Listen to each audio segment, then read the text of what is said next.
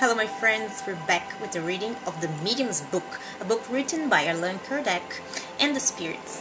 And we're going to reflect upon this question today, which is, what is a miracle? And the book says the following. We have in the foregoing argument, the other video, pronounced the word miracle. A short observation on the subject would not be out of place in a chapter treating of the marvelous. The word miracle, in its primitive acceptation and by its etymology, signifies something extraordinary, something admirable or wonderful. But this word, like many others, has lost its original meaning and has come to be understood in common parlance as an aid of the divine power, contrary to the known laws of nature. This is, in fact, its usual acceptation, and it is no longer applied to common things which surprise us and of which the cause is unknown, except as a metaphor. It is not our intention to examine in this place whether God may see fit, under certain circumstances, to act in opposition to the laws established by himself. Our object is solely to show that spirit phenomena, extraordinary as they are, derogate in no degree from those laws, and they have no miraculous character and are not even marvelous or supernatural. This is really important. A miracle cannot be explained. Spirit phenomena, on the contrary, explain themselves, and in the most rational manner. They are therefore not miracles, but simply effects which occur in virtue of general laws. A miracle has quite another character.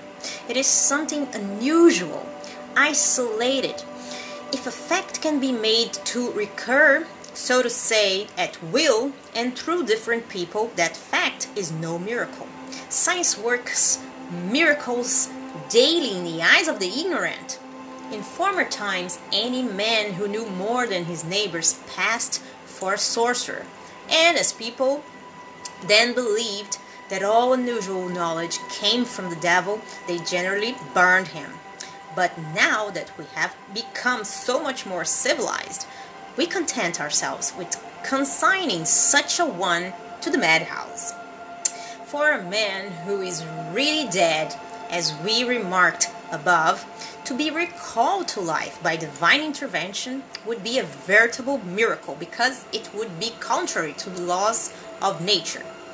But if the man's death were only apparent, if there were still within him some remains of latent vitality, and if a physician or a magnetizer should intervene and restore him to life, it would be to men of science a natural phenomenon. But in the eyes of the ignorant, vulgar, it would pass for a miracle, and its author would either be stoned by the mob or venerated by it, according to the circumstances. If in some rural district a natural philosopher, with the aid of an electrical machine, should strike down a tree as though by lightning, the new Prometheus would certainly be regarded as being armed with diabolical power. And here let us remark in passing that old Prometheus would seem to have got the start of Franklin, but the arresting of the movement of the sun, or rather the earth, by Joshua, would indeed be a miracle, for we know of no magnetizer sufficiently powerful to accomplish such a prodigy. Of all the spirit phenomena, one of the most extraordinary, without a doubt, is that of direct writing, demonstrating, as it does, the power of the occult intelligences by whom it is effected. But it is no more miraculous than any of the other phenomena due to the action of those invisible agents, because the occult beings who people space are one of the powers of nature and exercise an incessant action on the material world as well as on the moral world. Spiritism, by enlightening us in regard to this power gives us a key to a host of things hitherto unexplained and that are inexplicable by any other theory. Things which in the older times have passed for prodigies. Spiritism, like magnetism, revealed to us a law, the effects of which, if not wholly unknown, have been hitherto imperfectly understood. A law of which, while its effects were known, the world was ignorant, and the ignorance of which engendered superstition. This law being known, the marvelous disappears, and phenomena formerly regarded as miraculous or supernatural are brought into the category of natural things.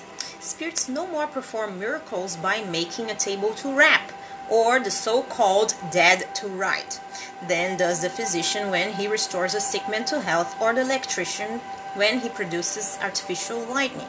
However, whoever should pretend to perform miracles by the aid of Spiritism would prove himself as ignoramus or a charlatan by the mere fact of such a pretension.